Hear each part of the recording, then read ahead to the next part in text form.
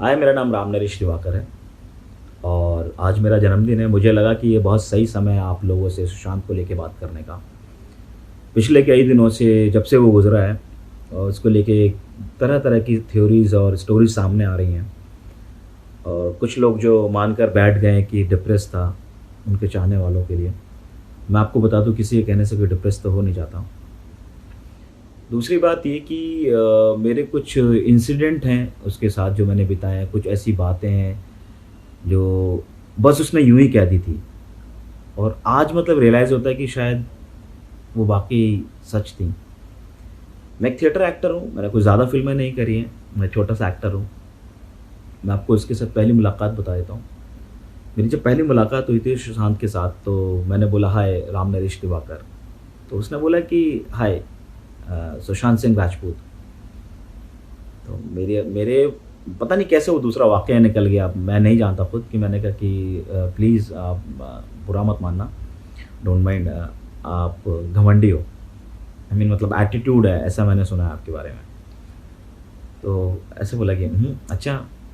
तो कहता किसने बोला? मैंने कहा ऐसे थोड़ी होता है, मतलब किसी का भी बोल दूँ मैं।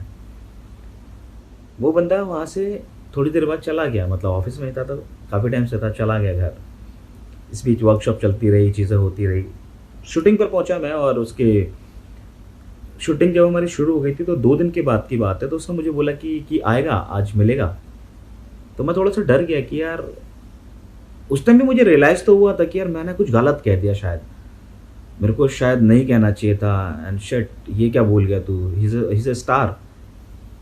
तो मुझे रियलाइज़ हुआ कि बेटा दिवाकर, ये मुश्किल लग रहा है कि तू फ़िल्म कर पाएगा। अब इधर तेरी ये कंप्लेंट करेगा तू इस फ़िल्म से बाहर। ये फ़िल्म आई और गई। बट कुछ नहीं हुआ, इस बीच में चलता रहा सब कुछ। शूटिंग पर पहुँचे, 2 दिन हुआ, 2 दिन के बाद उसने मुझे बुलाया शूटिंग स्टार्ट होने के बाद। कहता कि आज मिलेगा डिनर पर। मैं कहा हाँ ठीक है, आता हूँ। कहता तुझसे कुछ बात करनी है।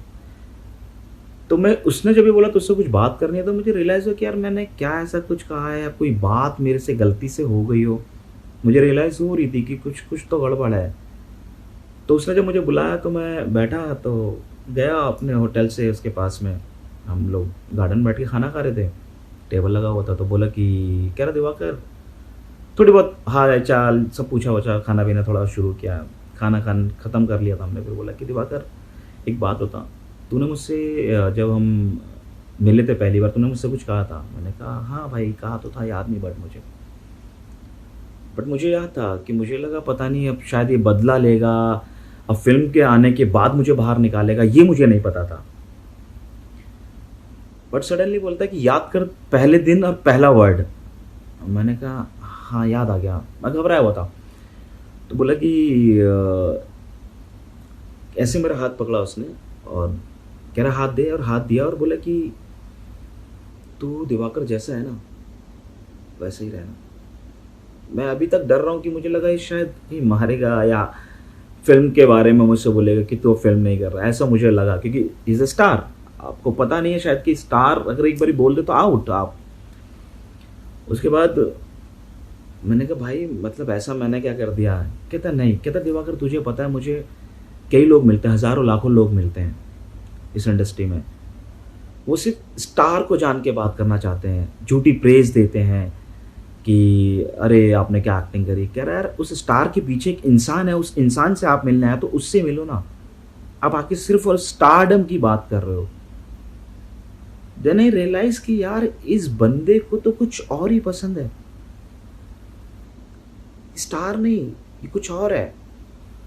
तो कहता है यार वो तो मेरा काम है, वो तो मैं काम कर रहा हूँ, हो गया ना। अभी आगे चलो, अगर तुम मुझसे मिलना है तो मुझसे मिलो ना। प्रेस, झूठी प्रेस मत करो और सिर्फ मतलब के लिए मत मिलो। मतलब के लिए मिलना होता है, लॉन्ग टर्म फ्रेंडशिप करनी होती है कि आगे काम करना, ये करना है। खैर ये किस्सा हुआ। उसके बाद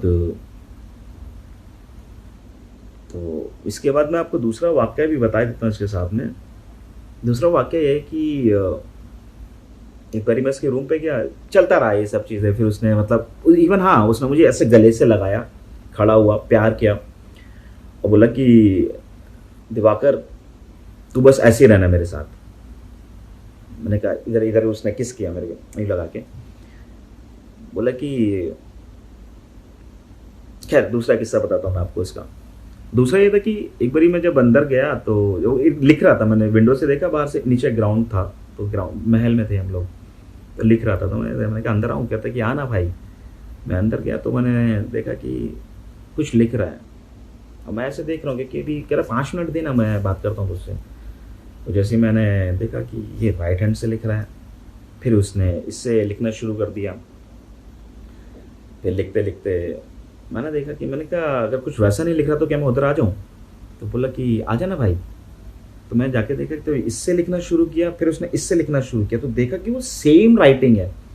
मैं हैरान हो गया कि यार ये बंदा सेम चीज़ लिख रहा है, मतलब राइटिंग में चेंज नहीं आ रहा है बिल्कुल भी, वो सेम लिखता जा रहा है। मैं कहा ये क्या है? तो बोलता है कि मैजिक। मैंने कहा अच्छा।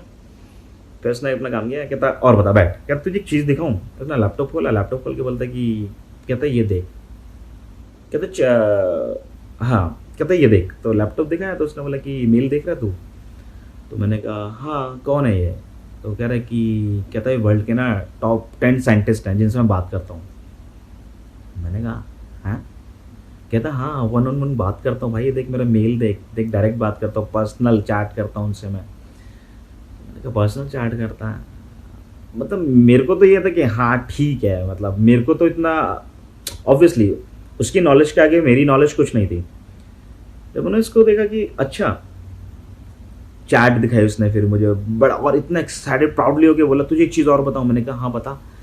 तो कहता तेरे को पता है कि नासा में बहुत बड़ी चीज़ हुई है? मैंने कहा क्या हुई है? कहता वर्ल्ड में सिर्फ 2 ही एक्टर हैं जिनकी फ़ोटो लगी हुई है नासा में। मैंने कहा किसकी? कहता एक सुशांत सिंह राजपूत और एक आई थिंक टॉम हैंक्स, या आई थिंक एक्टर बोला तो मुझे लगा कि वही है, टॉम के कुछ ऐसा बोला।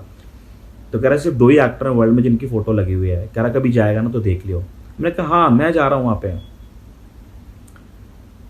तो ये वाक़या हुआ, उसके बाद इवन मतलब मैं उसकी खुशी का अंदाज़ा लगा पा रहा था कि यार ये बंदा किस लेवल पे जी रहा है, किस किस माहौल में जीता है, और उसको मतलब इतना मतलब नहीं बाकी अदर दुनिया से कि क्या हो रहा है क्या नहीं हो रहा। और उसको ये था कि आप शिप पे बात कर लो, शिप का बहुत बड़ा भक्त, वो आदमी 1-1 घंटा 2-2 घंटा आपसे बात कर सकता है शिप के ऊपर। इवन वो कहता था कि यार मुझसे नॉलेज ले लो जिसको चाहिए, उसका मतलब मुझे मतलब ये कहता था कि दिवाकर ये लीजिए, कॉपी करिए, ये चीज़ें देखिए एक बारी। तो मैं कहता था हाँ ठीक है। तो टोटल कहने का अभी मैं सिर्फ ये 2-3 बातें मैं आपको इसलिए बताना चाह रहा हूँ कि मुझे ये समझ में नहीं आ रहा इवन इस दुनिया का, कि एक जो आदमी अपने ड्रीम्स पब्लिकली आपको 150 ड्रीम्स आपको बताता है कि ये मैं करने वाला हूँ, ये मैं करने चाहता हूँ। हाँ इवन उसने ये बोला मुझे कि तू आज अब से 5 साल बाद देखियो तेरा भाई कहाँ होगा। कहता तेरे भाई की डायरेक्ट बातचीत है साइंटिस्टों से। मैंने कहा अच्छा होगा ठीक है। तो मुझे एक चीज़ बताइए, क्या मतलब ऐसा आदमी जो ड्रीम्स रखता हो, क्या वो खुद मरने की कभी सोचेगा? कभी नहीं सोचेगा। मतलब दिमाग से ही was outstanding, unique,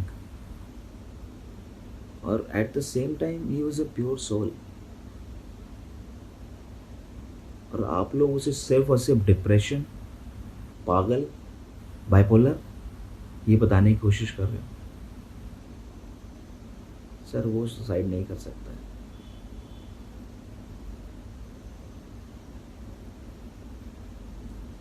I think thank you, मतलब ये कुछ बातें हैं जो मैं शेयर कर रहा हूँ आपसे, और भी बहुत सारी बातें हैं फुर्सत में मैं बता पाऊँगा धीरे धीरे।